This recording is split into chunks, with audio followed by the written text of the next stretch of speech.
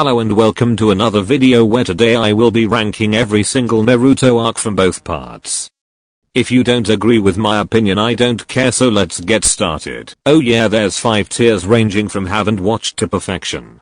One last thing, for some reason the tier list I used didn't have the fated battle between brothers arc, but I would rank that in perfection if it was here. Okay, let's get this started. In the haven't watched tier is Sasuke Shinden.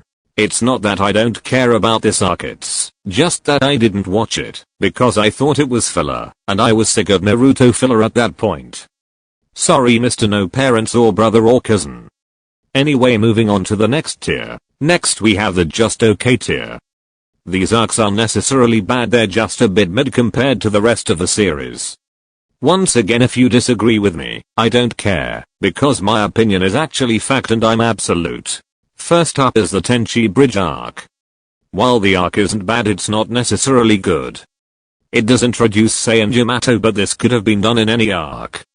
I'm glad we got to see Nine-Tails Chakra Naruto vs Orochimaru in this arc as well, and it was great to see Sasuke and Team 7 reunite, even if it was for the wrong reasons. Overall the arc is like a 6.54 out of 10, and is just okay. Next up is the Kazekage Rescue arc, and to keep it short, I found the arc kinda boring. It made Gaara look really weak, and wasn't that interesting really. They took away Gaara's Black Air Force energy, but I guess we got to see his character development, and coming off of the autism spectrum. Sakura got to shine a bit, and it was nice seeing Team Guy in action. I'd say it is a solid 6.32 out of 10 and just okay. Finally, for the just okay tier, we have the Search for Tsunade arc, and to quote the world's leading expert in nonsing, I mean, it's alright, like, I feel the arc was a bit too short, and rushed. The introduction of the Akatsuki as well as Naruto using Rasengan was really cool though. Next up we have good tier. This tier is for the arcs which are good, but not in that upper echelon of Naruto arcs. Once again, if you disagree with my opinion, I didn't ask, so don't go complaining in the comments about my rankings.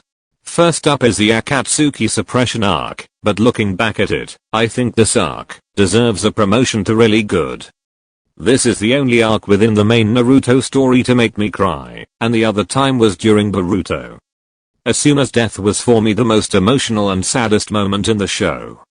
Not only that, but the Rasen Shuriken was finally introduced. But the main reason for its promotion is because it really let the GOAT Shikamaru shine.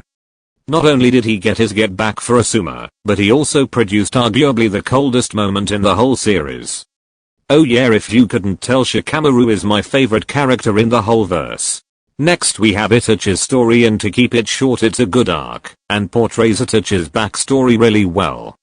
Shiso is one of my favorite Naruto characters, and if you say he's not canon, I hope you get two-footed by Andy Carroll. Penultimately, we have the Konoha Crush arc, and to be honest, I think the way it flowed within the story was perfect. It showed us how dangerous the weird snake can be, as well as giving us the first glimpses of the first and second Hokage. Hiruzen deserved to die for causing Orochimaru to become tapped, and leaving Naruto in the slums. Finally, for the good tier, Konoha story. And to sum it up in 3 words: the perfect ending. Now we have the second highest tier, really good. These arcs are some of the best in the show, and while I don't think they are perfect, these arcs are still some of Kishimoto's best work and some of the best in anime in general. To start off the really good tier, we have the Tale of Jiraiya, the Gallant arc. And to put it simply, the way Jiraiya went out was perfect. Jiraiya's death was executed brilliantly, and was the best prologue for the Pain arc possible. The reason it doesn't get into perfection is because I feel, while it's the best of this tier, it still doesn't lay a finger on the tier above. Next up is the Land of the Waves arc. This arc is the best introductory arc in the whole of Shonen. Nothing comes close to the Land of the Waves arc as an intro. From episode 1 you are gripped to the show, and the actual main storyline of the arc is incredible. Haku and Zabuza's relationship is depicted brilliantly. Naruto and Sasuke's brotherly relationship is not hidden at all and is Oda-like.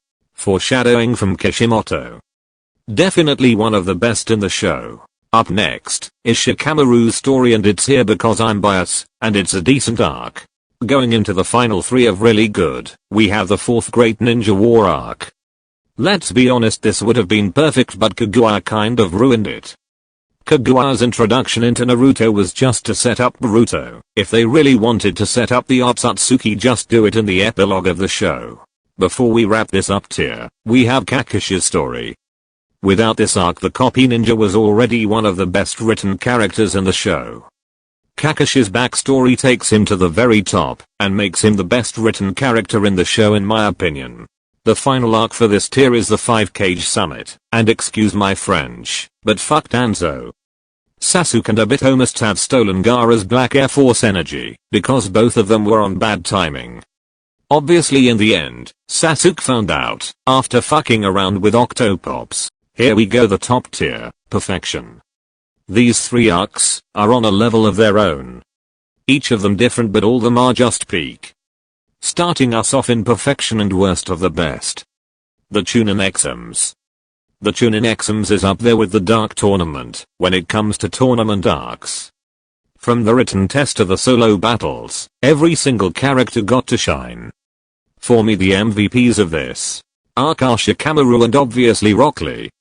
Rock Lee vs Gaara is arguably the best fight in the series, and this arc to me is the 3rd best arc in the series.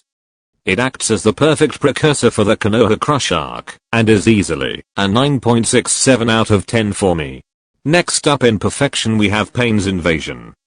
This arc is nearly a 10 out of 10. From the moment Naruto found out about Jiraiya's death to Nagato's final breath, everything was executed perfectly. Naruto going through the stages of grief is portrayed brilliantly, and is one of the most accurate portrayals of this trope.